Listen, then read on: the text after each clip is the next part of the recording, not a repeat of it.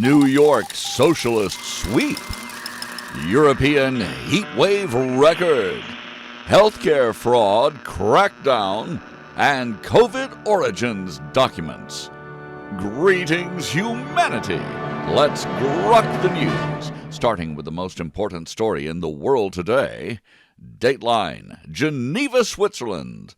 President Trump's administration has secured a framework agreement with Iran aimed at ending recent hostilities and establishing a roadmap for a final nuclear deal. The pact includes temporary sanctions relief on Iranian oil exports and commitments for high-level international inspections of Iran's nuclear sites. U.S. officials described the agreement as a significant de-escalation following weeks of military confrontation. President Trump stated that Iran has agreed to the most robust inspection regime ever applied to its program and that no further naval blockade will be imposed as long as Tehran demonstrates respect for the terms. In public remarks, the president highlighted an immediate economic benefit, a roughly 60 cent drop in average U.S. gas prices linked to the winding down of the conflict. The Senate, in a rare bipartisan move, voted to adopt a war powers resolution limiting further presidential military action on Iran. 4 Republican senators joined Democrats in support. The president called the measure meaningless and said it will not constrain his authority to protect American interests. Negotiations took place in Switzerland, with Vice President J.D. Vance and Secretary of State Marco Rubio playing key roles. Rubio is now in the Gulf meeting with allies to reassure them about the deal's implications, particularly regarding Lebanon and Hezbollah.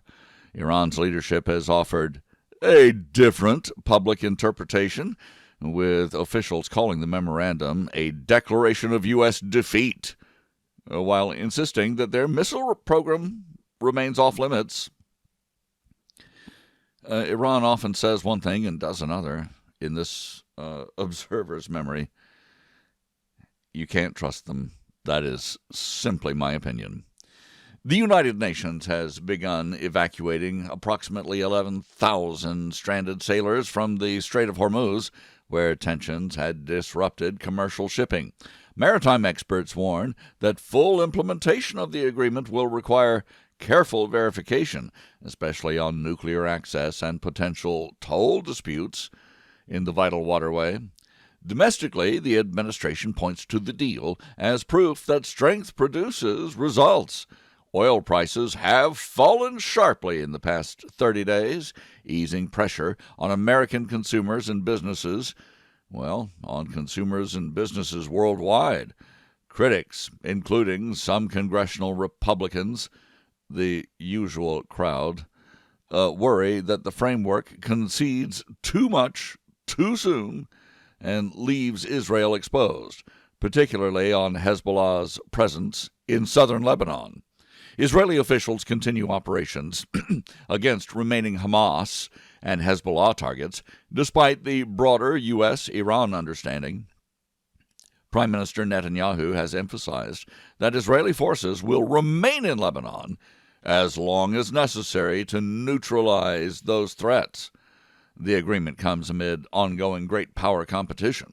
China and Russia have watched developments closely, with Beijing maintaining its own channels to Tehran. U.S. intelligence continues to monitor compliance risks, noting past Iranian violations of similar commitments. For now, the fragile framework holds. I'm Robert Gardner, using Grok each weekday to truthfully summarize the news. Well seasoned with my opinions, and I'm an expert chef. We review a roundup of the most critical reports in the world right after this.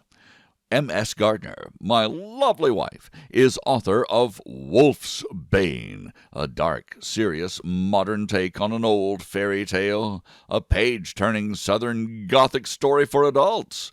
Wolfsbane, available now at thecuriousauthor.com or amazon.com. Now we grok the news with headlines from around the world. Dateline New York, New York. New York City Democratic primaries delivered a clean sweep for candidates endorsed by Muslim Mayor Zohan Mamdani. Socialist contenders, including a prison abolitionist and a pro-Palestinian challenger who defeated longtime Congressman Dan Goldman, won key races. The results signal a sharp leftwards Marxist shift within the Democratic Party, especially on Israel policies and economic issues. New York has fallen. Dateline Europe. Europe is sweltering under a record-shattering early summer heat wave. France logged its hottest day in history, triggering widespread power outages, school closures, and at least 40 deaths. Britain, Germany, and Italy are also baking as officials scramble to protect vulnerable populations, and they warn of long-term climate impacts. Dateline Washington. The Justice Department has charged more than 400 people in a sweeping crackdown on $6.5 billion in healthcare fraud. The operation, backed by the Trump administration, includes major Medicare schemes and resulted in seizures of luxury assets. Officials say that it targets systemic abuse, which costs taxpayers dearly. Dateline London. British Prime Minister Keir Starmer announced his resignation this week after his party's support collapsed amid voter anger over immigration and economic stagnation and energy costs.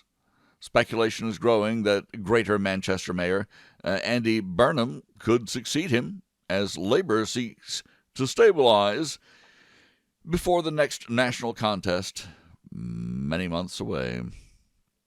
Dateline Washington, D.C. The U.S. Director of National Intelligence released new documents alleging a coordinated cover-up surrounding the origins of COVID-19. The files have prompted a subpoena for Dr. Anthony Fauci from Congress and renewed calls for full transparency on the early pandemic decision-making and the lab leak scenario. Dateline Pyongyang. North Korea's leader Kim Jong-un unveiled plans for 10,000-ton warships and a nuclear-powered navy. State media showed new destroyer designs as Pyongyang continues expanding its military capabilities despite international sanctions. It helps to have China as your big friend right behind you. Dateline Crimea.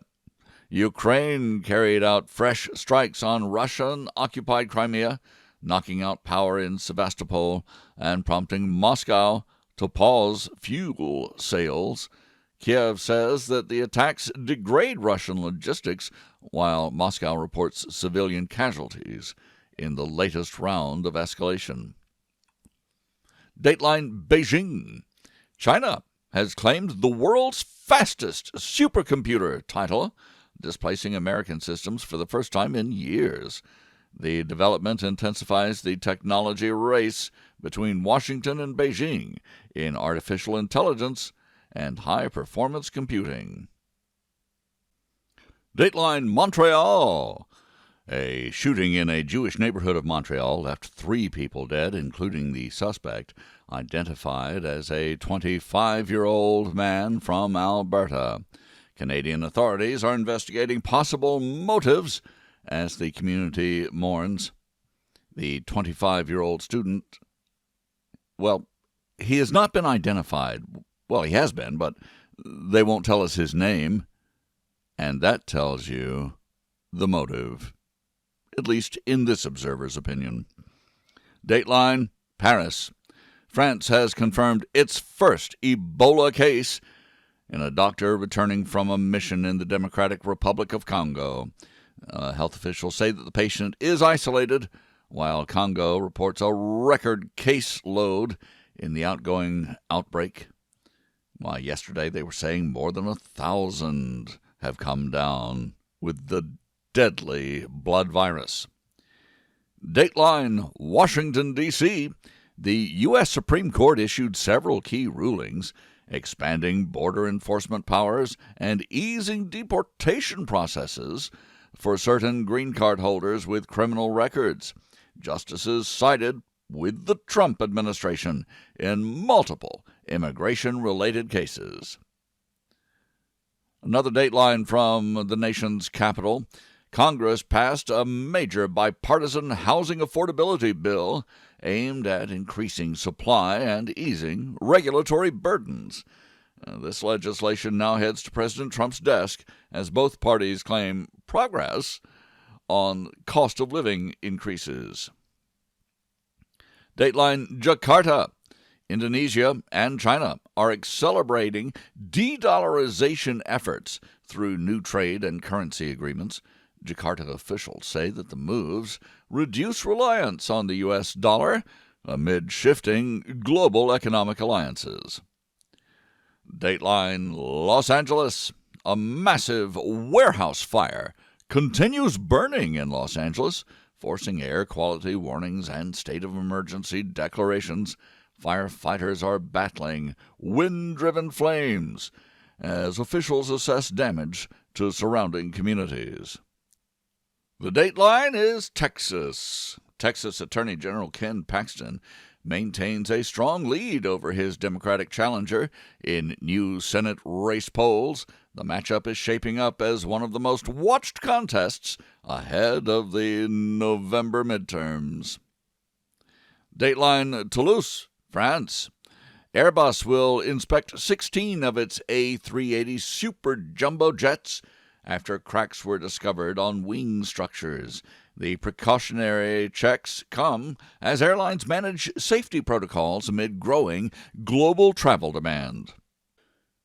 Dateline, Washington, D.C.